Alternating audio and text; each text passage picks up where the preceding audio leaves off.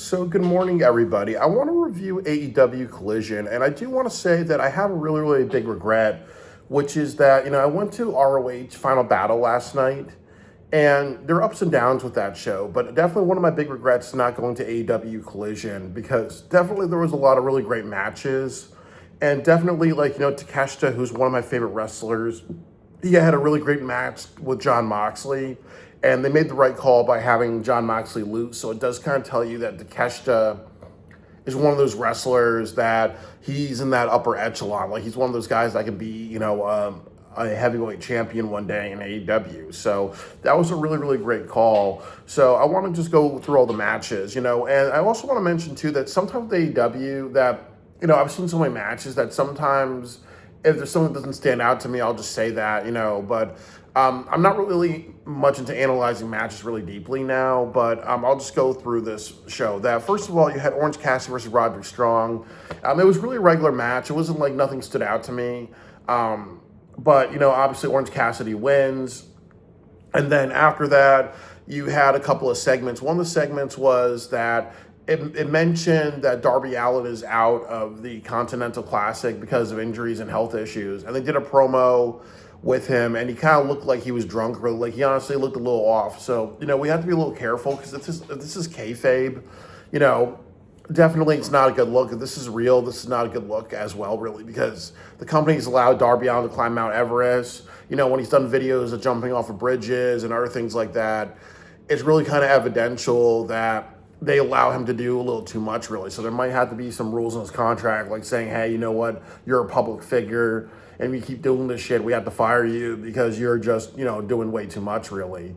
But I do feel that with this, it hurts AEW a lot because it's saying, hey, you know what, now this guy who jumps off a glass, jumps into glass at Sting's retirement, this guy who went through burning tables, this guy who does all this really crazy shit, hey, it's adding up to him, whether or not that this is a real injury type of thing, or whether or not that this is kayfabe, or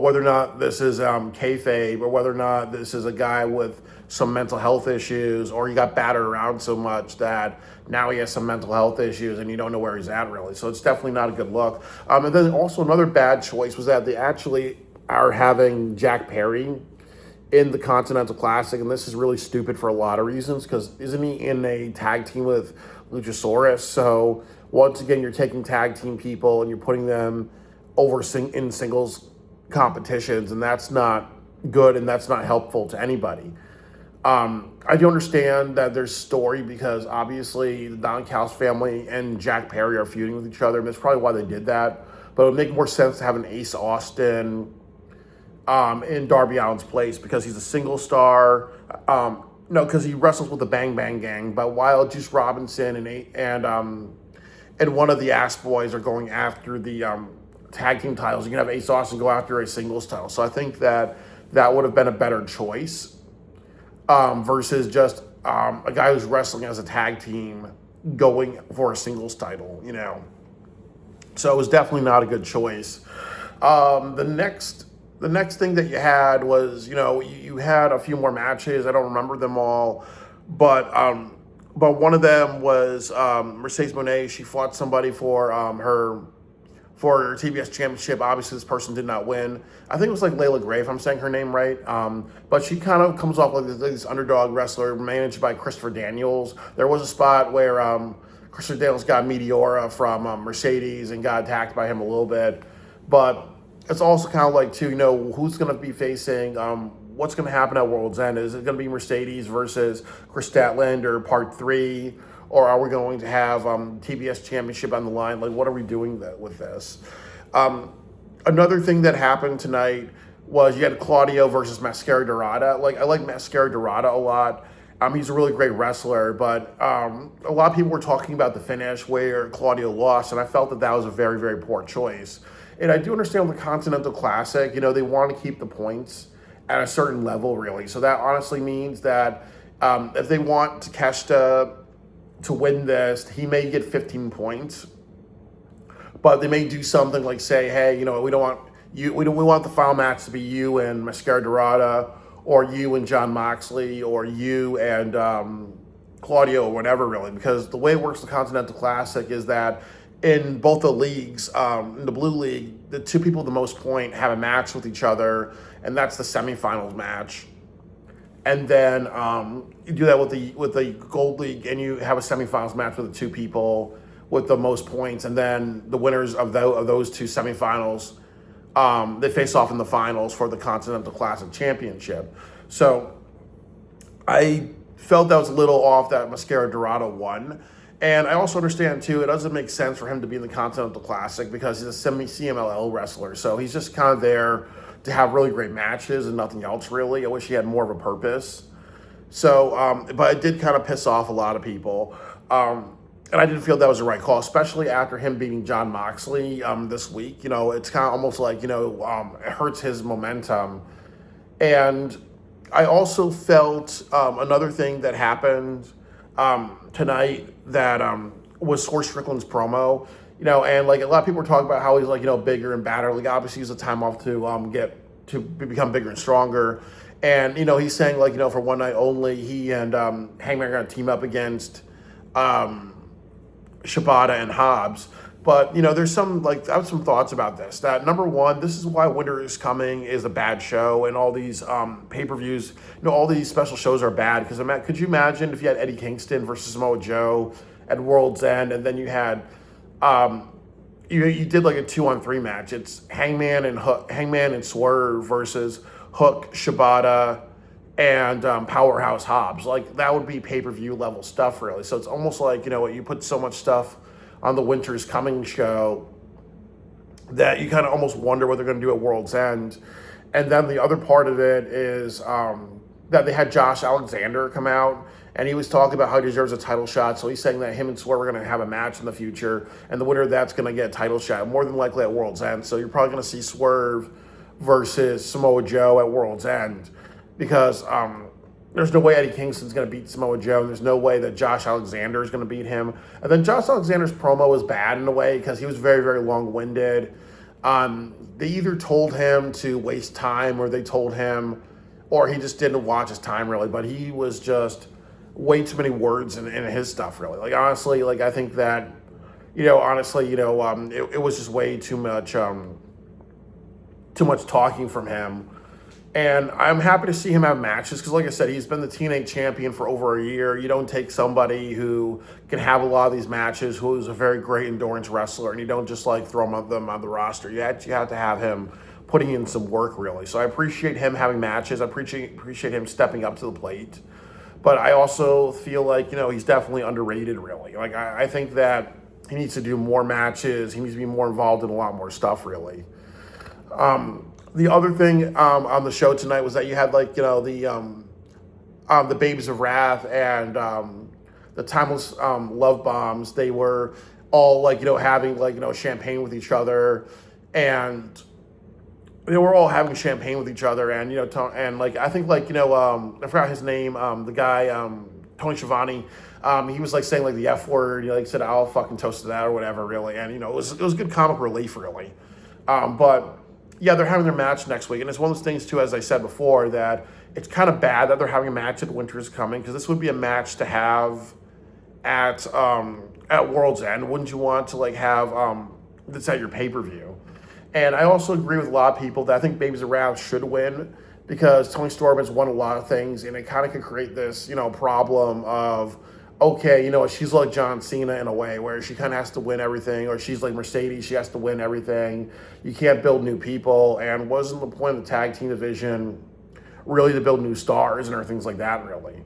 But I can kind of see them doing something like maybe Tony Storm and Mia Shirakawa win, and then you actually have maybe a rematch between Maria Shafir and Megan Bayne, or you do the Sisters of Sin, and then you change the titles at World's End, and then you kind of do Babes of Wrath versus the Sisters of Sin, or you do a fatal 3-way match or a fatal 4-way match at the Australia show, because Harley Cameron and Tony Storm are from Oceania. That's like Australia and New Zealand. So there could be interesting things that they do with this. But I do think that, like I said before, and I'll say it again, this is where they suffer with AEW, because you're kind of putting your pay-per-view level matches on these special shows, really. And these special shows really don't matter in a sense, really. Yeah, they boost the ratings a little bit, but it kind of is like, okay, you're having like, I think like 2 or 3 weeks of special shows in Atlanta, Georgia, and then in Cardiff, Wales, and then you're going to the Manhattan Center and other things like that. So it kind of is almost like, you know what, they're spreading themselves too thin, but AEW does this all the motherfucking time, really. And then I'm just trying to think to myself. I think Jon Moxley had a match on the show. Jon Moxley versus Takeshita. That was the match of the night. I thought he was wrestling somebody else. I was trying to think of any other matches that I remember. No, you had a segment with FTR, and they're gonna have a match with Juice Robinson and somebody else, and that's gonna happen as well. But again, like I said, I think what they're gonna do is they're gonna have FTR win, then they're gonna just they're gonna spearhorn, they're gonna shoehorn Adam Copeland and Christian Cage at World's End, because a lot of people like to see that. The other thing you did was that you had Ace Austin versus Ricochet, really great match. I'm happy to see Ace Austin in a really big spot. They can do like a best of 3 series. But definitely, for the national championship, I think that the next person who should win the title should be, it really, really should be Ace Austin. And I really think with the trios title, you can do Ricochet, and you can do something like you can have the Ops versus Dalton Castle and the Outrunners, and give it to Dalton Castle, the Outrunners, and then you can do eventually you can get to the Gates of Agony or something like that, really. So, and also where's the Hurt Syndicate? They've kind of been gone for a while, so I really just kind of think that, there's definitely ways to kind of like think about what they're going to do the next couple of months, and what type of matches that you can have, really. The next match, the main event match of tonight was Takeshita versus Jon Moxley. And this was probably the best Jon Moxley match I've seen in AEW, and this time he did not bleed in the match, really. So, they went with a long duration. Takeshita did really great spots.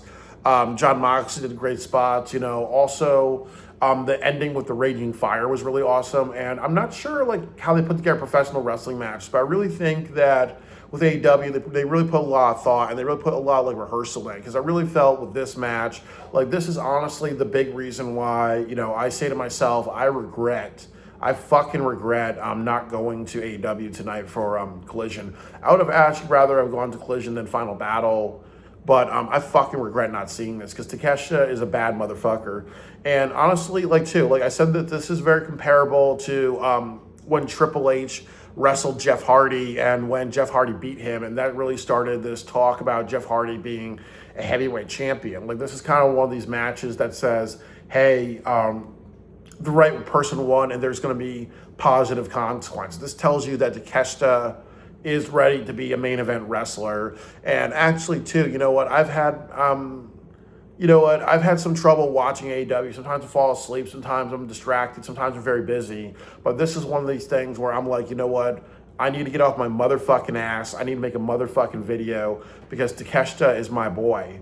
And I really want to see him be successful, really.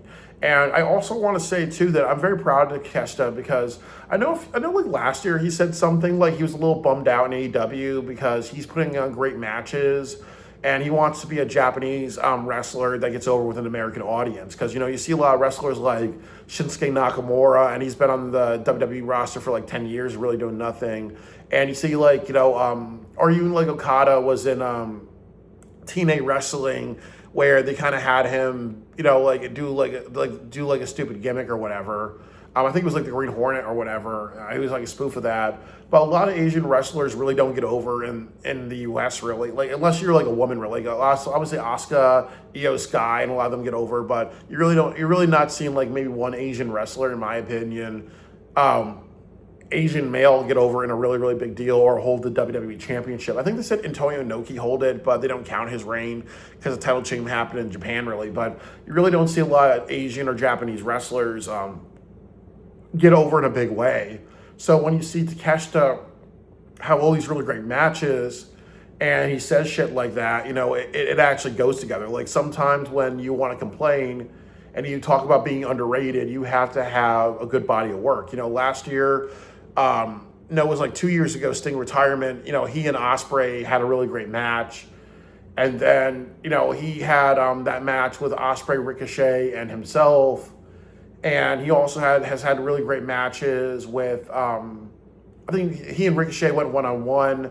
He and Kyle Fletcher went one-on-one one time, I believe. And they've never had Bryan Danielson versus Takeshita, but that would have been a great match. Last year they had the Owen Hart tournament with Takeshita and Ospreay, and I'm not really sure what Takeshita does, but he's very hypnotizing.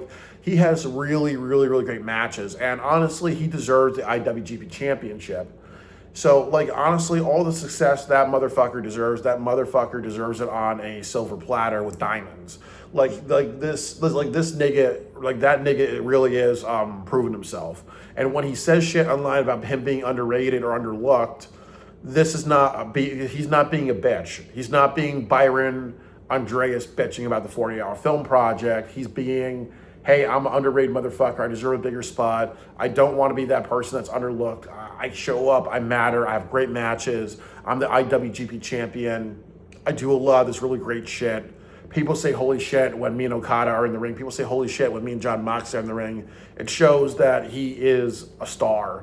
It shows that, tonight he died. Tonight Takeshita died, and he become a main event roster wrestler. Because usually one of the ways to do that is that you beat a former champion. And John Moxley, if I'm correct, he's held an AEW championship possibly 4 or 5 times. And he's also been a WWE champion, I believe 1 or 2 times, really. So he's like a 6-time champion. And it says something when you have a wrestler beat him. And this is also one of these times where you have the right wrestler beat him. This is not something where Chris Jericho loses to Action Andretti. This is not something where Chris Jericho loses to Comedy Kicks Orange Cassidy in a Mimosa match. This is actually we have to make a new motherfucking star. And this is what the Continental Classic and all these tournaments have to be. You have to have moments where you take somebody and you need to say, hey, we need to do what NXT does best, which is NXT makes new stars. There's a reason why Javon Evans may beat Obafemi. There's a reason why Ricky Starks holds the title. There's a reason why you have some wrestlers for the main event roster go down to NXT and do all that and help them out. There's a reason why Trick Williams is the TNA champion. Learn from NXT, learn from WWE that sometimes when you have a wrestler like Takeshita, they have to have the right victories. And 100%, this was the right victory. I give AEW a lot of credit for this. They're not pulling a TNA wrestling where they're just like, okay, this guy's got a little momentum, let's bury him. Let's bury him, or let's have Okada kick him in the nuts, really, and then cause him to lose, really. Like Takeshita really is that wrestler. Bandito is the wrestler of the year, but Takeshita needs to be on that talking point, and they really need to do the Continental Tournament, Continental Classic right by him. He needs to win this. If not, then fuck AEW for this, and also fuck AEW to make Okada win, because I do not like repeat winners, because you're holding that title, you're doing all this work just for a repeat, and that's not good, really, because then it's like, oh, you wasted all these weeks. This guy's been holding title for over a year, he's gonna be almost 3 years if he holds it for another year, and you can't change the belt, really. This is the time where it should be Okada versus Takeshita, and they really, really have to really tear the house down with this at World's End. This is definitely one of the matches that they should do, and they should do something like the winner of this match, they face whoever's the champion. It could be Joe, it could be Eddie Kingston, it could be John Moxley, it could be Swerve Strickland, it could be Samoa Joe or Adam Page or whoever, really. The winner of the Continental Classic should be facing the AEW champion in the future, really. I really, really mean that. But Takeshita winning, this is one of the biggest reasons why I motherfucking regret not going to Collision tonight. And like I said, really great show, really great matches, a lot of really good choices outside of Mascara Dorada being Claudio. You could have had Mercedes had to upset Luz tonight. But also, too, I want to give them credit for the fact they had unpredictable matches, because obviously Mascara Dorada winning unpredictable, Takeshita winning is unpredictable because the Don Callis family could have just fucked them over. I mean, that's the final thing I want to say about this show is that I appreciate the ending where the Don Callis family was not there. Don Callis was not there. He was out there, and even like what's his name, Josh Alexander did not come down and protect Takeshita when the Death Riders are coming down. So it really showed that they really favor Okada, and the Don Callis family are kind of giving Takeshita the cold shoulder. They need to explain this more. I can understand if they're giving him tough love, and like Don Callis is like, you know what, this guy Okada has 3 belts, so and you have 1 belt, so that's why he's getting like the privileged boy treatment, and you're getting the redheaded stepchild treatment. Like there has to be some explanation of why Don Callis is favoring Okada, and that's just really simple as, he has 3 belts, you have 1. Okada has this legendary resume, and you're just starting your resume, so take it as tough love. But they really should have done something where, like Okada or Takeshi's a little upset, like he's kind of like, where are you guys really? Like I'm doing all this stuff. I beat a former champion. I'm doing all these really great things. Where are you guys really? Like they have to kind of follow up with this. Otherwise, there's no story to this. There's a story that they're missing. There's a story that they had that they're not telling really.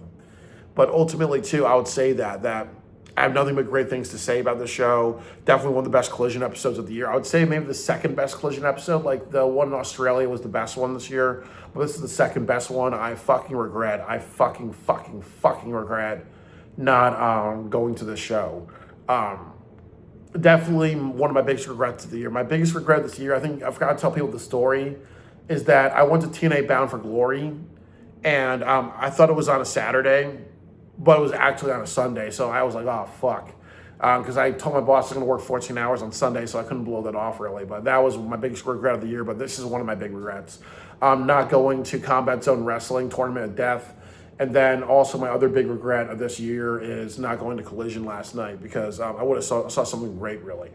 So that's all I got to say about this.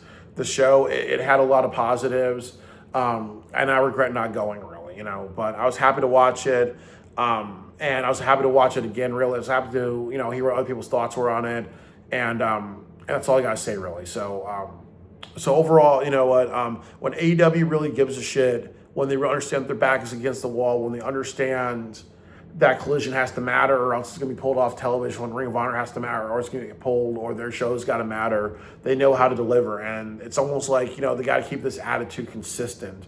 And that's what's hurting them. They've not been consistent with this. And they are consistent with this. They're always going to do bigger and better.